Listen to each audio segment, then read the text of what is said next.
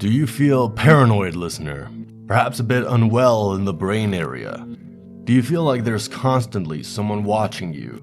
Like someone is out to get you? Do you have delusions? You're being silly. The only ones watching us are the federal government and a race of hyper-intelligent creatures living in the fifth dimension. In all probability, they invented paranoia to get our attention. Maybe because they're lonely, or maybe because they just weren't brought up right. If Franz Kafka taught me anything, it's that nothing makes sense, not even the words that are coming out of my mouth. So stop listening to me, shut up, and listen. No one is out to get you. Mental health.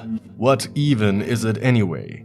If mental health were a type of ice cream, we could poke it and say, hey, this is mental health.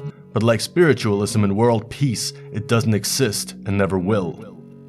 Instead, we have to sort of imagine it and make pretend like it's real, like we do with all our social structures. Then we put an imaginary gauge on it, and now we can determine just how crazy you really are. Coffee, I hear you screaming into the void. Is there a way to make mental health fun? I believe so, yes. If someone you know is paranoid, start wearing a clown costume when you're with them. Convince their doctors to do the same, their co-workers, the barista at the coffee shop, anyone that he or she might interact with throughout the day. Constantly surrounded by clowns, the person in question is sure to lave themselves to a better outlook, and a better life. Once cured, they too can become a clown to help someone else in need. In due time, disorders like schizophrenia, PTSD, and even general grumpiness will be extinct, as the world is slowly clownified. On that note, since laughter is the best medicine, have some on me. Alright, that's enough of that. This is a serious show, and mental health is a serious issue. If you're suffering, see a doctor, or alternatively, see a clown. The first entry tonight is from a crazy person, one Mr. Fish. Mr. Fish believes he is stark raving mad, but in reality this issue is all in his mind. He's not actually crazy, but he just has a rubbish brain that makes him hear and see things that make him believe his own delusions. This is caused by an imbalance of the humors, to which the only cure is a large injection of green bile into the brainstem. The bile then rounds up all the crazy particles in your mind, and these particles are then dealt with by way of cognitive firing squad. Let's read. I haven't been feeling well at all. My name is Donald and I live in Scottsdale. I'm 39 years old and I work as a school teacher. Recently, I've been seeing things. Strange thing is, what I've been seeing are the same things I've seen every day. It started out a few weeks ago, when on my way to work. I was getting to the office, but I was thoroughly ignored by damn near everyone around me. The only ones who acknowledged me were the strange folk I'd never seen before. Many of them were scary beyond words, I have to admit. When I asked one of them for the time, he simply looked at me and fried his voice with a wide open mouth. That was just odd, so I asked a woman on the bus bench, but all she said was, my baby, my baby, my baby, over and over again. The few people who weren't scary just completely ignored me, and the scariest thing about them is that they're really not there.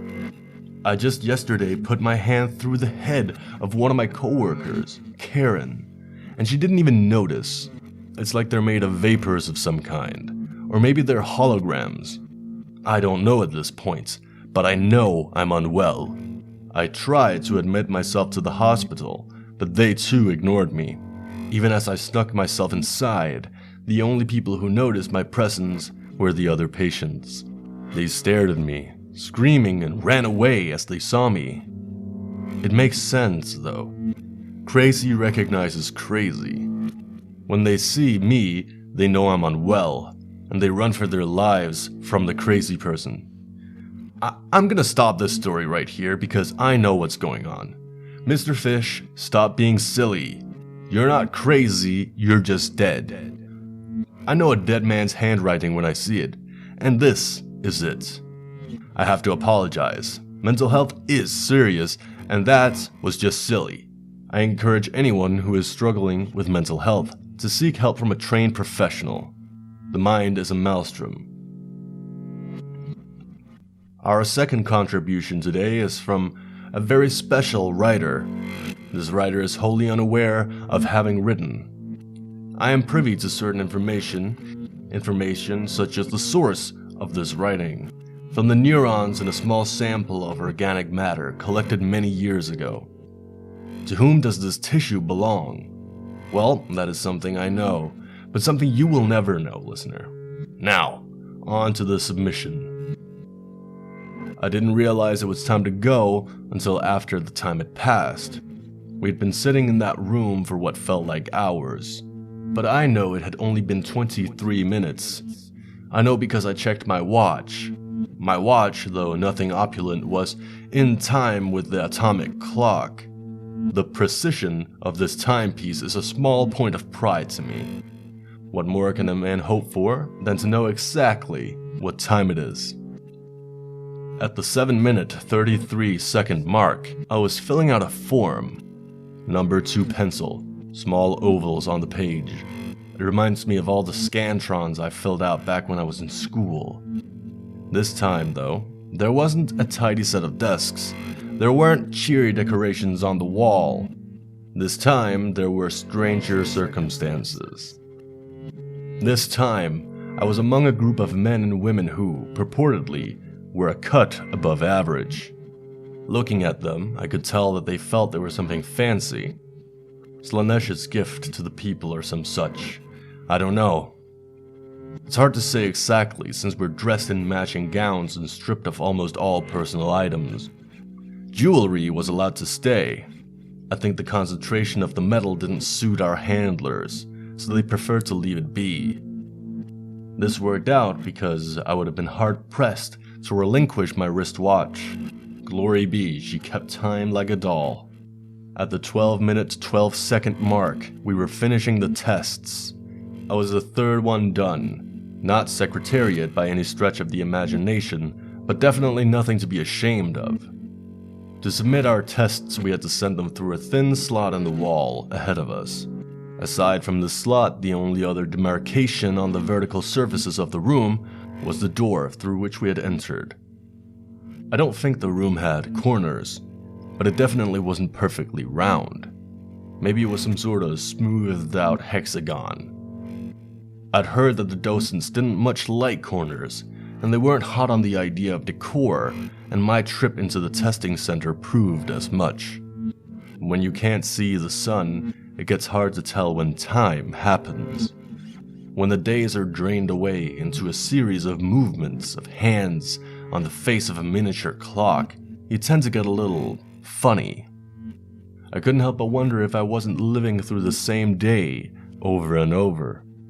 We took tests, many tests, but didn't seem to make any progress.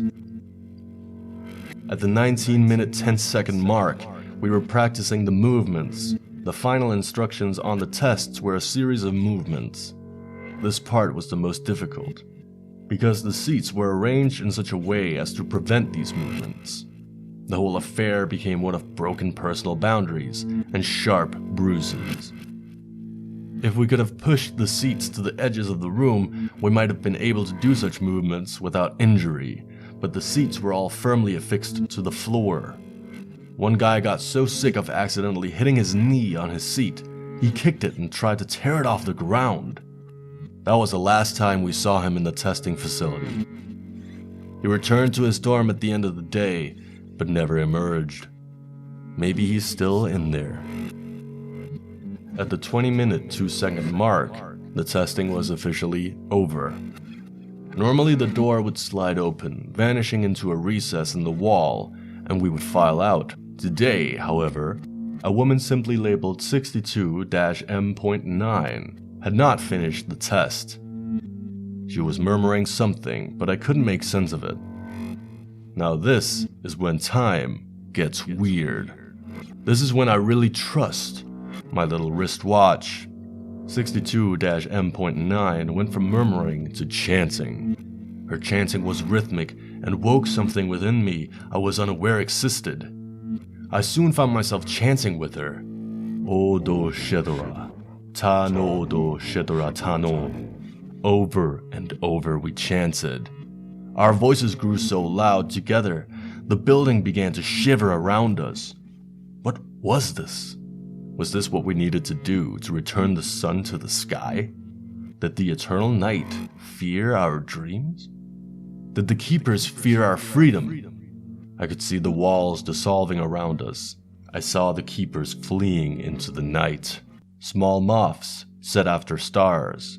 I knew this was the end we wanted, the beginning we needed. The other testers chanted with us, but they chanted other things. Their chanting grew loud too, then louder than our own. Was it the building that was flickering, or my vision? I don't know that I'll ever be able to say with certainty. The sun had vanished long ago. We had chosen the safety of the tests, the regularity of the center. We were speared by the recollection of what we had done. We would have wept, but we had no eyes. Not really. Our eyes were long gone, probably ash. This was all we had left. Then the strangest thing happened. The door slid open. We all fell quiet, gazing upon it. This was what we needed. This was what we chose.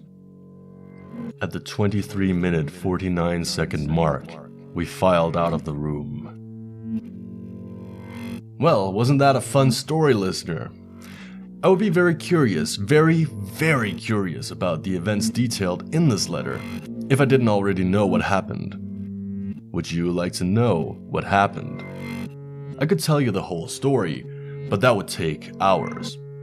I'll give you the short and sweet of it. This story was written after the extermination of Sun 7. Well, now you know, listener. And that's the best you're going to get from me. Well, I think that's about all the time we have for tonight. This is Nick Coffee, reminding you the order of your letters is important. Tend them in the garden from which they grow, like a doting herbalist with fire cider on her mind.